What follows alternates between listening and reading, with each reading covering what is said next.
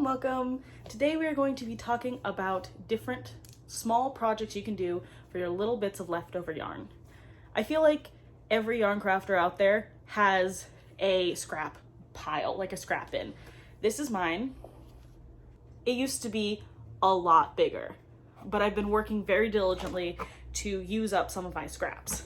So in that process, I've been watching a lot of those videos about what to do with your scraps and things like that. And I found that a lot of the videos have a lot of ideas for how to combine all your scraps together and make something with it. But personally, I don't always like the scrappy look. That look can be done really well, but if you have like all the same types of scrap, or if you have like a consistent, cohesive color story, it can be done really well. But I don't know, if you're looking at scraps that they're not cohesive, you got some neon colors, you got some dark colors, they're not all the same types. Some are cotton, some are acrylic, some are wool, like they're just random. You can't use those all together. So what are you gonna do? I've compiled a list of small projects that all use, I believe, 10 grams or less of yarn and scraps that only use 1 or 2 colors. Because I think some people really love the scrap buster kind of look where it's all scrappy and you've got like a bunch of different colors, and some people don't. And I think there aren't enough that are focusing on making small things that are cohesive. So that's really where I'm focusing today, is things less than 10 grams and that only use 1 or 2 colors. Because it is November, I also tried to think of things that would work up quickly if you wanted to make them as Christmas gifts, and things that worked as like stocking stuffers or that worked as Christmas gifts, specifically because we're getting into that point of the year where if you are making gifts, you need to be making them now, and they need to be small things generally. So I tried to think of some things that would make cute little gifts for people, but that also would be scrap busters, so you wouldn't be spending a ton of money on a Christmas gift or whatever. So if anyone has any other ideas that fit that vibe, I'd love to hear your ideas. With that in mind, let's just get right into it. The first suggestion is jar lids. I don't know if any of you have ever bought like those stupid expensive yogurts or like puddings, and they come in like a glass jar, and you're like, this jar is so nice, I'd love to keep it, but then it doesn't have a lid. And you're like, what am I supposed to do without a lid? Like, it's basically useless. You're just sitting there like, you can't ever move it because things will fall out of it. Jar lid. It's like 3 to 5 ounces of any yarn. It can be done in really any weight. And basically all you do is you just make a circle until it's the size you want it. And then you stop increasing. And then you do one round with no increases, and then on the last round you do the same thing, except you do it around, and this is I think kind of important to making it stick, you do it around a rubber band. That way it'll stick a little bit better to the jar. I think they're super easy. Every one that I have is like between 3 to 5 ounces. I have quite a few of them, but I use those like yogurt jars that are glass that came with no lids. Another thing, and I think this is more of like a cutesy thing, I really enjoy, I don't know if you've seen them, but someone on Pinterest, and I will link down below, they took a little bit of ribbon or like lace, and they took some yarn and they wrapped it around and made like a little mini yarn ball skein. And I thought that was so cute. And so I made one myself. So this is a little hank of yarn. It's super cute. And I turned it into a necklace. I think she did it into earrings maybe. So you could do, if you have enough for 2, you could make that into that. I made mine into a little necklace because I thought that was cute. But yeah, just like a little mini yarn ball charm. And you could put that on like a keychain or something like that, whatever you want it to be, just like a little charm.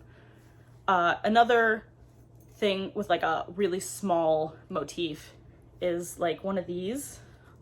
These are keychains that I've made. This heart motif, I'll link the one that I used, and this flower motif, again, I'll link those. And then I just turned them into keychains with like a really basic keychain that I had that broke off of like an old keychain that I had, and then I just reattached it to this. I think these little teeny motifs are really easy to find one that you like. and then you can use them for a bunch of different things. So I use these as keychains, but I also made them into earrings. So these are like little hearts, and then here's like a pair of the flower ones. So I've made pairs of earrings with them. I've made these with them. And then you can also, like, if you have like a tiny hole in your shirt or something, you can use them as like a little patch on your clothes. So it's a little cuter than just like a regular patch or just like a regular fix on your clothes. And that way you're not throwing away nice clothes just because they have like a tiny hole in them or something like that. Another thing that uses the same motifs is I made a bookmark, 2 grams, one of each color. So I actually used both the heart and the flower for this. I used the heart part as like the leaf, and then I just did like 50 chains when I was finished with the heart, and then I attached it to one of these flowers. So then I have like a little flower bookmark where this part sticks up top and this part's on the bottom, and you got yourself a little bookmark.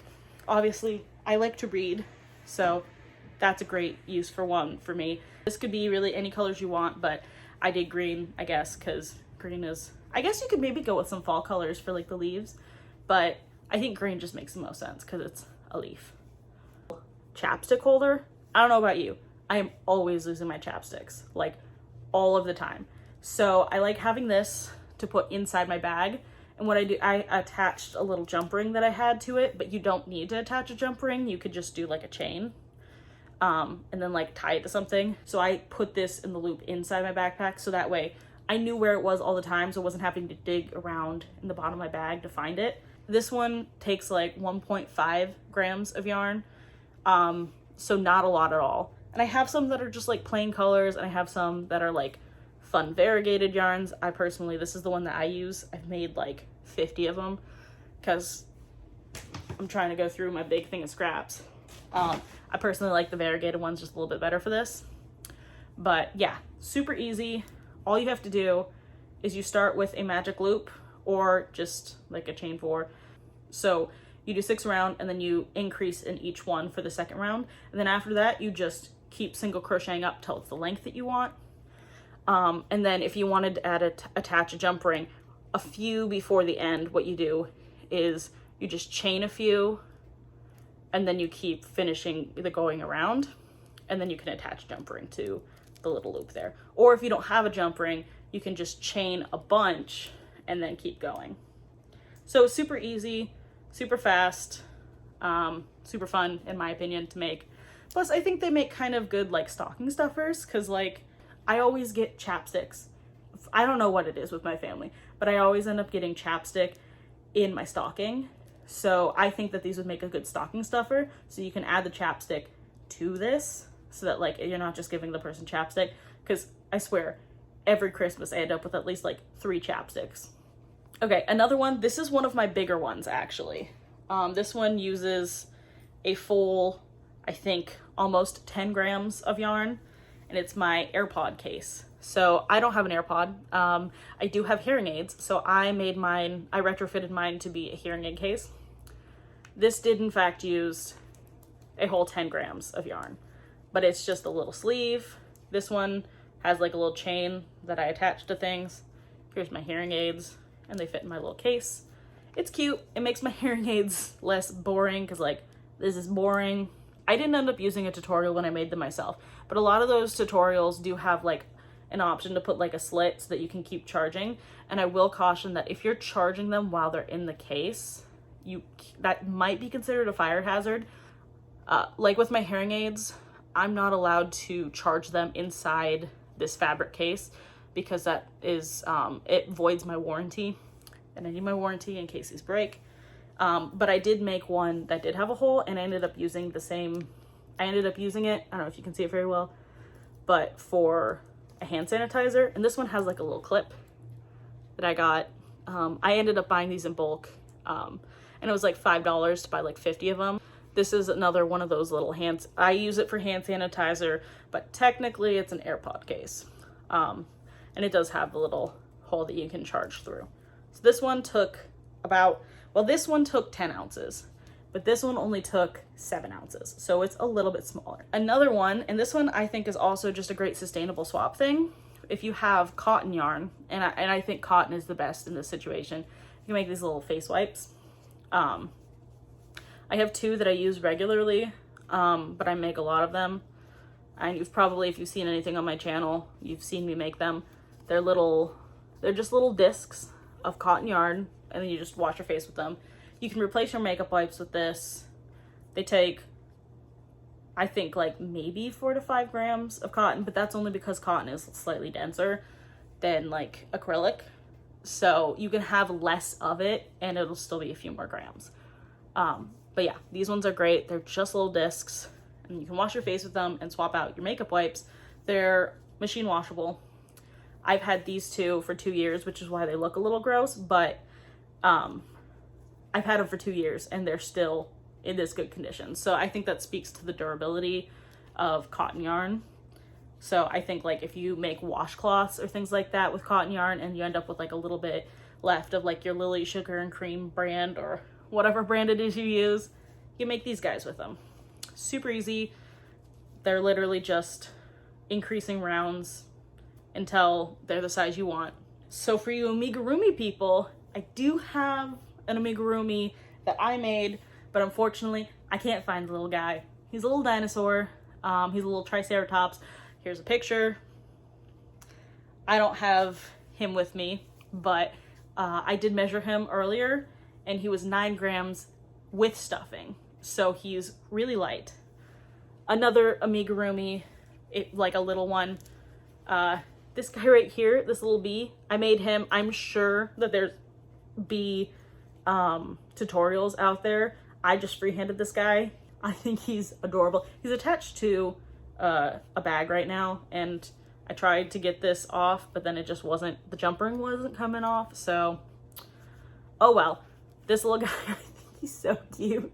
He doesn't have a little face. Maybe I should have given a little face. Obviously, if you don't have safety eyes, you can just use yarn. You don't need to use safety eyes. I just happen to have them. I found them at a thrift store, like a giant pack of them, so I was like, I might as well use them. But yeah, this guy, less than 10 ounces, even though he's stuffed with yarn. So he's really small. But yeah, he's so cute, little buzzy guy. So if you're an amigurumi person, these 2 guys are the 2 amigurumis that I have that are under 10 grams. Also for amigurumi people, but this one's more amigurumi people who also have children or nieces or nephews or Christmas coming up for small children, play food. Play food is such a good way to get rid of your little scraps of yarn. And I think it works best if you have like basic colored yarns, not like variegated yarns or things like that. So I'm going to show you some of the ones I have. This is like, I mostly use cotton scraps, but I use some acrylic too. So it really just depends. Like here's a carrot that I made.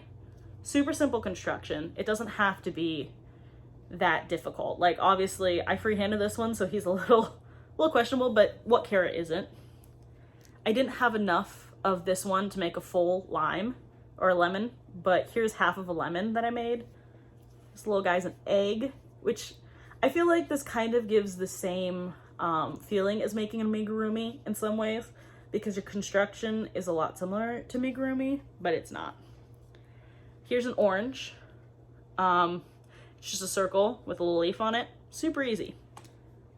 Here's a mushroom. Oh my goodness, this one was so fun to make. But yeah, all of these took small bits of yarn. Like, this is not a lot of yarn. This one's one of my favorites, actually. This one probably took the most. So I made a sandwich with 4 individual parts. So these pieces of bread, I freehanded them, but they're basically just a little square and then shell stitches. And then I just went around it one time with the darker brown. I did that twice. And then I made a piece of cheese that my husband originally saw it, was like, wow, you've gotten really bad at knitting. And I was like, no, it's a piece of cheese. He didn't get it.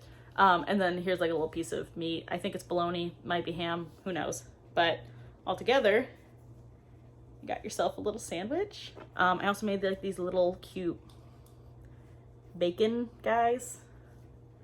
I think they're cute. Again, that's just me. I attempted to make pickles, and I tried 3 different ways to make them look like pickles, and I don't think any one of them looks quite right. So, I don't know. I don't think I had the right color for pickles, but you could make little pickle chips. if you wanted to. Another one, and I do think that I did use a pattern for this. Most of the stuff I just freehand, but this one I did use a pattern, is this little raspberry, and I made a couple of them. These cute little raspberry boys, and I think they actually look like raspberries. And obviously, these are raspberries, but if you had black yarn, you could make blackberries. I took this idea and I used this exact pattern, and I also made these guys, which are little olives. The only difference is that these leave the hole empty, whereas I filled it in with red on this one. So that's the only difference in construction for these guys. This is a very, very tiny amount of yarn. And that's what I'm saying. Like you can make something with the littlest bit of yarn. No amount of yarn is too small to be used. I know that a lot of people, they get into this craft thinking that they're gonna save money. And a lot of people think, oh, well, you know, yarn crafting will help me save money. Yarn crafting will be, you know, good for my wallet. And then they find out how expensive yarn is. And then they end up with like all these little bits of scrap and yarn that are just taking up a bunch of space. And they're like, kind of get bummed out. They're like, this is not really what I signed up for. You know, I signed up to be making stuff and feeling good about my usage. And then they end up with all these scraps that they're not using. And so I think it's important that we remember no amount of scrap yarn is too small to be used. Another thing that I want to experiment with is making pasta noodles. I want to do farfalle. I think that would be so cute, and I don't think it'd be too hard to make. I think it wouldn't take up too much yarn. I just didn't have the right color yarn to do it. So when you're looking at your scrap yarn, pull out the ones that are like just, well, pull out the ones that are just like a blank colored yarn, you know, like this is a food color yarn, or this brown, there's food this color. This red, there's food this color. Like just pull out your solid color yarns and look and see like what food can I make with this. And usually the construction comes pretty easy. It's squares and circles and things like that. And so if you're someone who doesn't really freehand, obviously you can look up patterns for making toy food. I do freehand quite a bit, but one thing I think really helps me, freehanding, the one thing I really struggle with freehanding is circles. So I do have a pattern for circles that I found online. I will link it below, but I have as a PDF. This lady made, it's like this PDF, it's called Ideal Sphere or something like that. And I'm pretty sure it's a free pattern because I didn't pay for it. And it's just a bunch of different spheres in different sizes. And I think that's a really great help. So if you're making something like this, you just do like the first bit of the sphere until it's the size you want, and then you finish it off. So it's like a really good to get like a perfect curve if you want. So I use that all the time, just to help me with freehanding, because sometimes freehanding isn't really easy. Like this one, I did not use a pattern, and you can tell it's not a perfect sphere. It's not the greatest circle that ever was. So I really do find that sometimes with circles, it's easier to have a pattern. But again, you don't necessarily have to have a pattern for any of these if you're comfortable freehanding. Another thing, if you have small bits of yarn and you have children, clothing for their toys uses just little bits of yarn. I made like, this is actually wasn't originally made as clothing. This was made as a tree ornament. So you could also do like little sweater ornaments for trees. But these are clothing for like kids' toys. They don't take up a lot of yarn and they're super easy. Here's another example. This is my own personal stuffy, and I made him a little sweater. This is Furbell. He's my buddy. He's wearing a sweater that I knitted with just like a little scrap of yarn. I did not make Furbell. He was gifted to me by someone who won him in a slam poetry contest. But this is what I'm saying, like little guy, little amount of yarn, but you can make him a little sweater and it'll make the little guy a little more cozy. Another example here is I did make this. This is my sock monkey. I've always wanted to know how to make a sock monkey, so I did, but then he looked lonely and sad and didn't have clothes. So he used to have a hat. I took it off, but now his head's too big.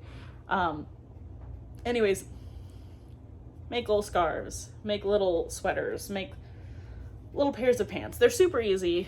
And I feel like if you're just starting out with learning how to freehand, great chance to learn to freehand, because if you're trying to freehand a big project, it's going to be super irritating when you have to unpick something when you did it wrong.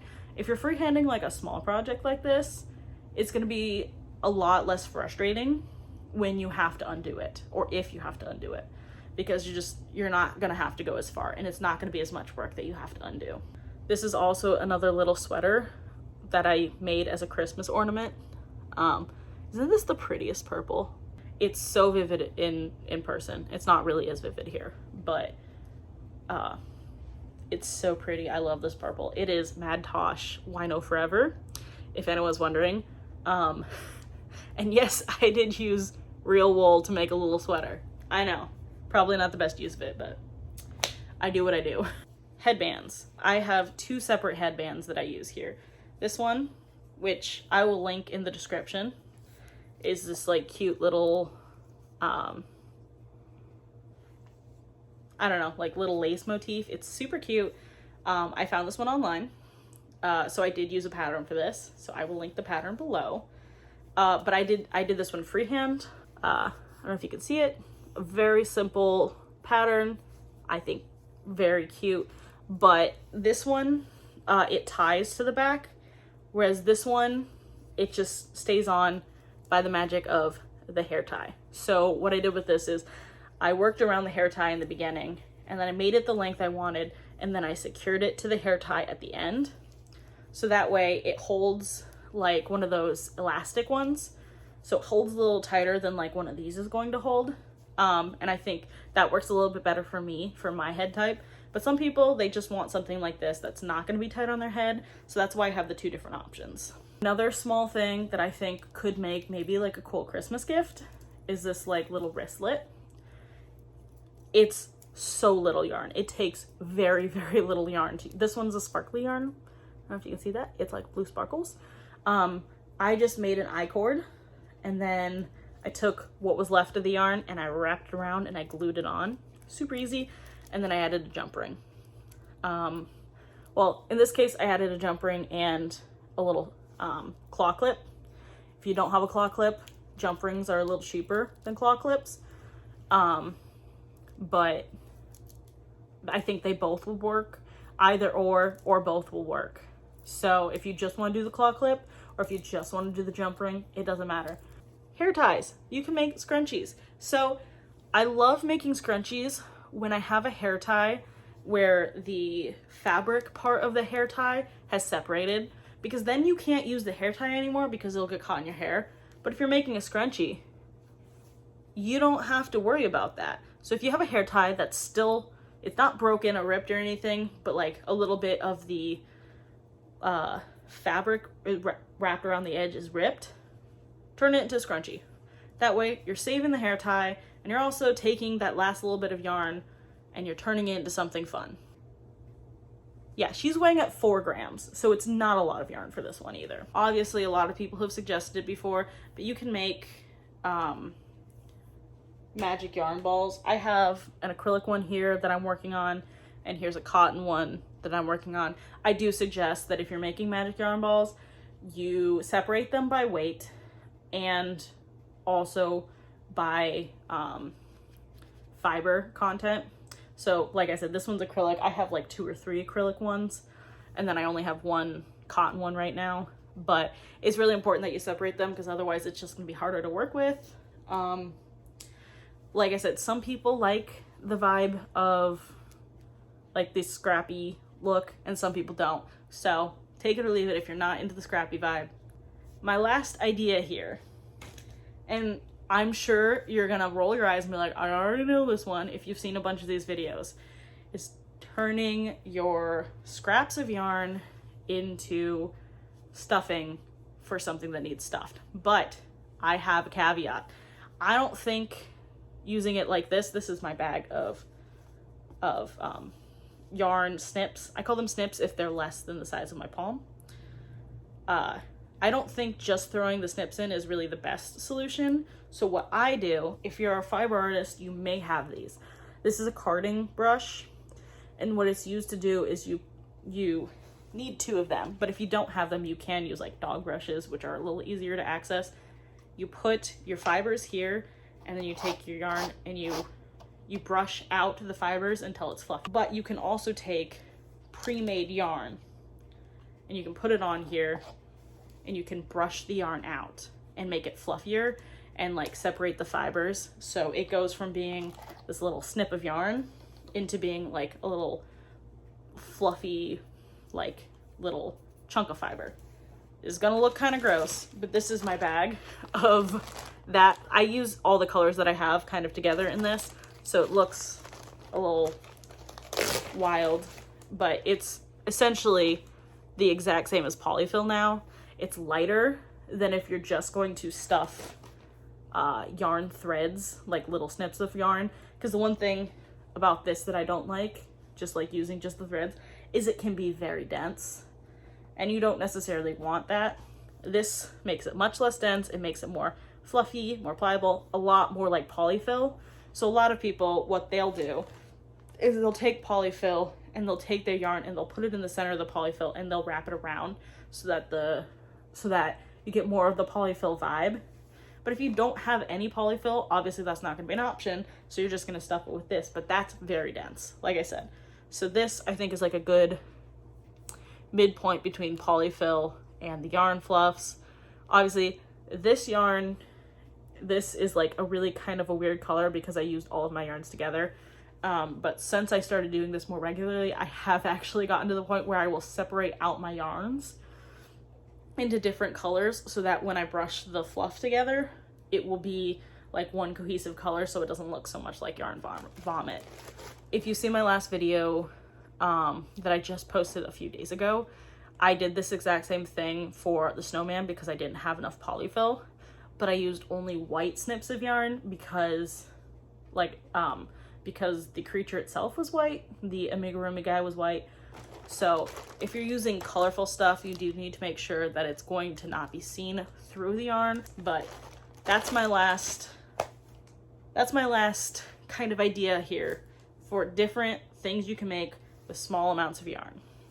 And I think really, as long as you have creativity, there's no limit to what you can do with even a small amount of yarn like this. And what makes fiber art so fun is the fact that you can take a little chunk of this fabric or this yarn and you can turn it into play food. You know, you can turn it into doll clothes. You can turn it into a keychain or a hand sanitizer bottle or just like whatever you want to make it into. And I just think that's part of the excitement of being a crafter, is just being able to make anything from worthless little bits of yarn that people are like, what are you going to do with that? Who knows what you're going to do with that? And I think that's the fun. So those are all the tips I have for you today. I hope at least one of these ideas was something that you're like, yes, I want to do that, or yes, that's a great use for it, or I could see myself doing that. If you didn't, I'm sorry. Comment down below what your favorite was, or if you have any other ideas that people might like that are in a similar vein.